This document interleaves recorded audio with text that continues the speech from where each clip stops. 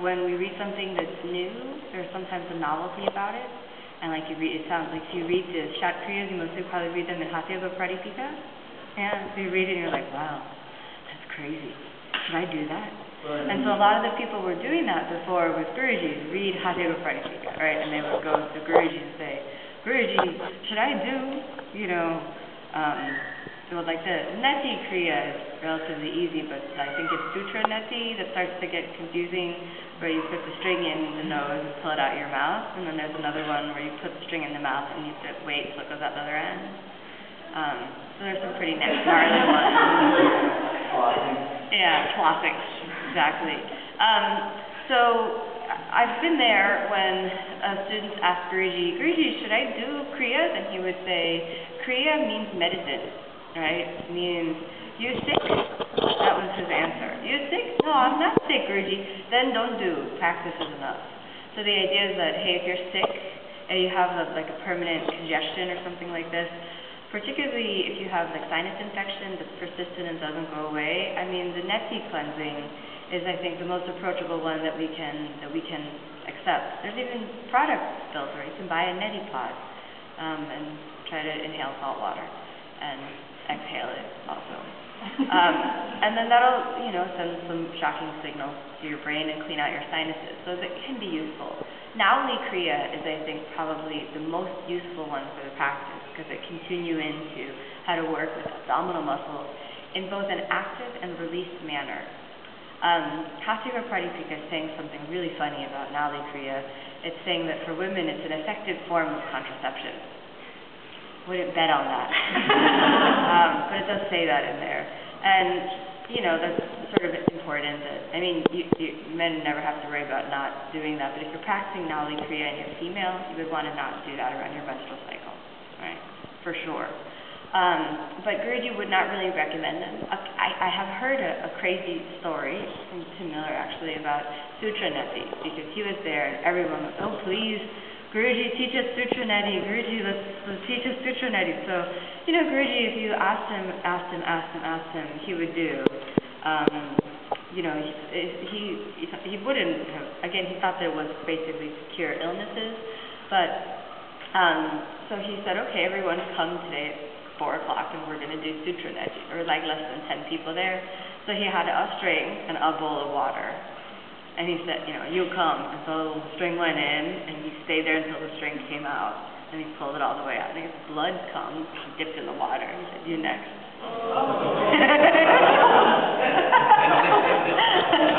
If you've ever tried, at the moment you put the string in, if you've ever tried, at the moment it starts to come down, you can see it in the mirror here. And then you go, there it is now, I'll get it. You go like this. And the first thing that happens, you gag reflex, right? So you go, and so you can hardly get it out. And sometimes you try very hard, a little bit of other stuff also comes out. And it drops into that same pot, like that 5 people after you was going to use it in a second. Yeah, apparently someone got wind of this and then brought their own string. So, one of the things that's important is that when you're approaching any sort of yogic practices, whether it's 3rd series, 4th series, 2nd series, 1st series, or any of the kriyas, is that we try to temper our novelty to them a little bit and sort of respect them as practices. Do you know what I mean? And that goes for both our fascination and perhaps our repulsion from them as well. And to understand, like your question was asking its use and its purpose within the practice. The approach from that perspective, I think, is very, very healthy, rather than, something cool like a party trick. Do you know what I mean?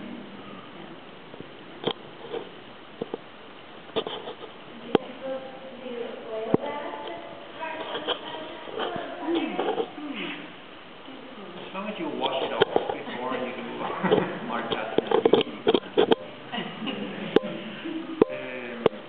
The Sharad and Guruji, they often recommend oil bath that is actually castor oil bath if you are a little familiar with it, or just coconut oil if it's new, because castor oil can be a little strong. Castor oil. Oh yeah, that is like you take castor, like you take this particular oil from castor, is it a nut? I think so, right? The seed? The castor seed is not. It's what?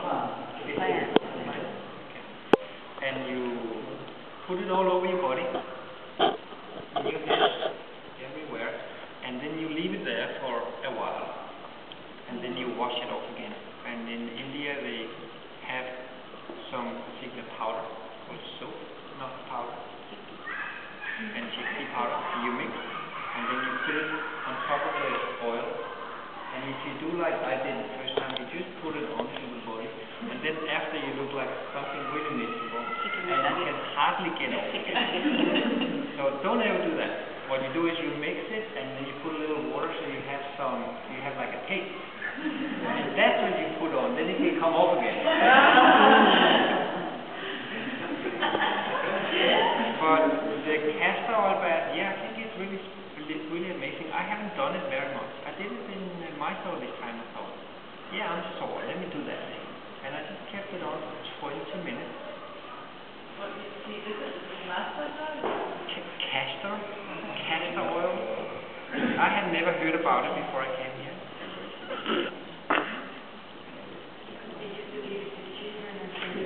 It's a laxative. Actually, using when the baby goes to baby, you can use them like one drop and one drop. All drop. A spoonful of castor oil does the trick. Better than a cup of coffee. And I put it on, and I had it on like for 20 minutes or something, and then I washed it off again. This time with a paste rather than just dousing myself apart. And afterwards I felt tired and a little sensitive and a little cold. And Kina, she looked into my eyes and said, "What's up with you today?" I said, "Oh, maybe it's the cattle." And I felt a little bit different, very kind of like chill, very calm. And apparently what it has the potential of doing is to remove the heat that creates inflammation in the muscles. So you rejuvenate a little bit fast. And I really enjoyed it. So yeah, I can recommend that. It's just a mess in your bathroom. That's the only reason I don't like to do it. Exactly.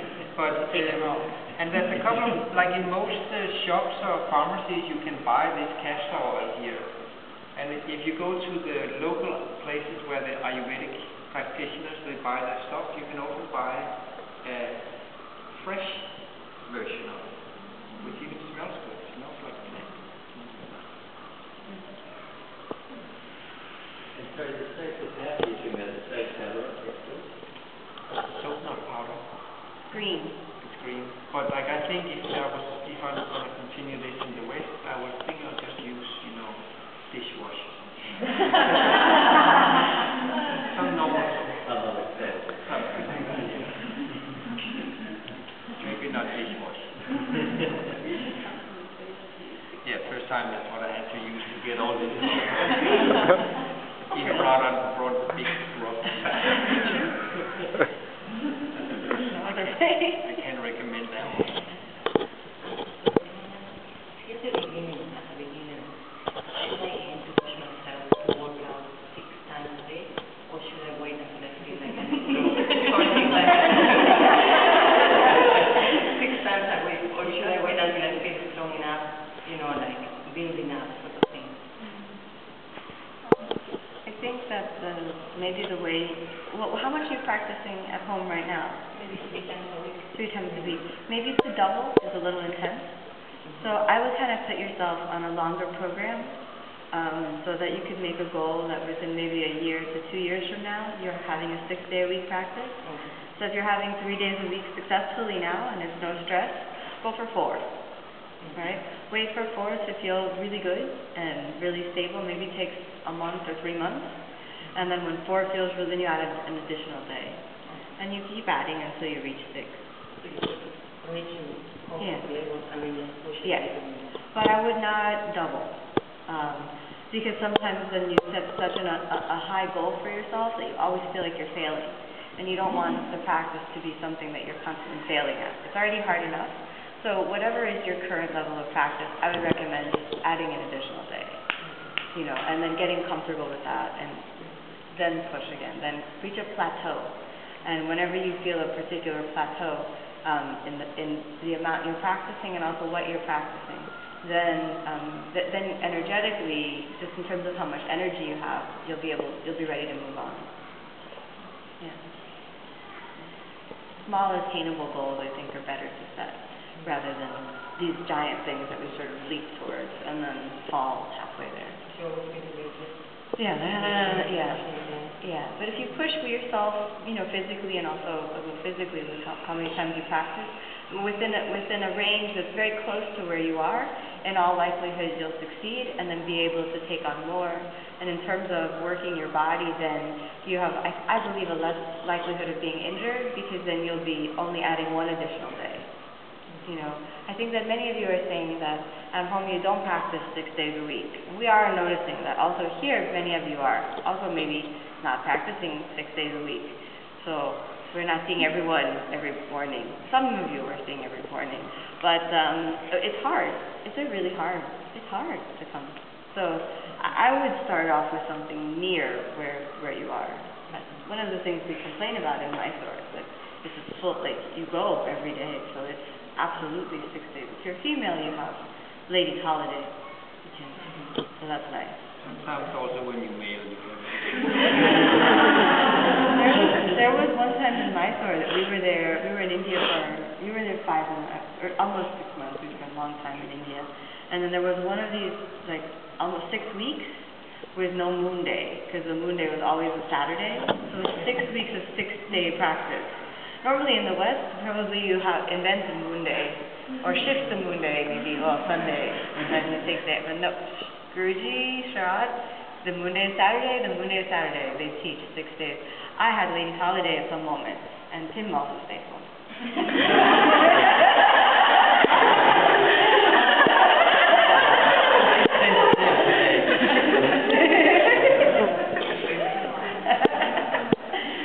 Very challenging to wake up at 3 in the morning when the other one is lying there.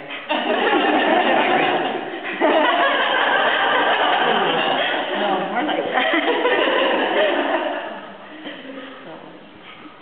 Is it essential to honor that? Ladies' holiday? Do you want to answer that, Sis? I'm just I was speaking from a theoretical. Yeah, at least depending on your cycle, there's some variety, some flexibility, whether it's mandatory 3 days or less or more, depending on your particular cycle. But yeah, it's kind of really important if you want just to respect the cycles that are flowing in the body on a practical or pragmatic level. The hormonal balance is affecting the elasticity of all of the tissues in the body, but especially the tissues closest to the ovaries, which are emitting hormones, right? So those are going to be muscles like the psoas muscle. Are you familiar with that? A very big muscle. Also the back muscle, and ligaments around the spine and this sort of thing. And because, in other words, during your cycle, you'll be more flexible, but you'll lack the ability to support the front of the spine with the work of Uddiyana Bandha, and you'll lack the ability to really squeeze Mula Bandha at the bottom in any meaningful sense. So you'll be able to be more flexible in a more vulnerable way without the support that you'll need. So in likelihood, you increase your capacity for back pain and back injury if you practice, especially deep back bends, during the most intense days of the female menstrual cycle.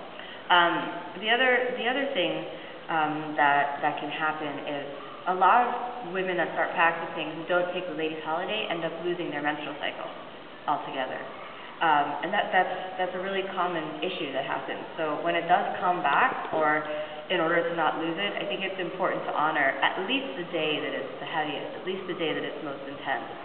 It's not that you can't do any activity. Maybe if you want to do a meditation practice or a past stretching, something like this that's going to be light on the joints, especially light on back bends, or if you just want to exercise in a totally non-yoga related manner, like going for a walk or a bike ride or a swim or something like this, that's just going to use the body in a different manner, I would recommend doing that instead on those days.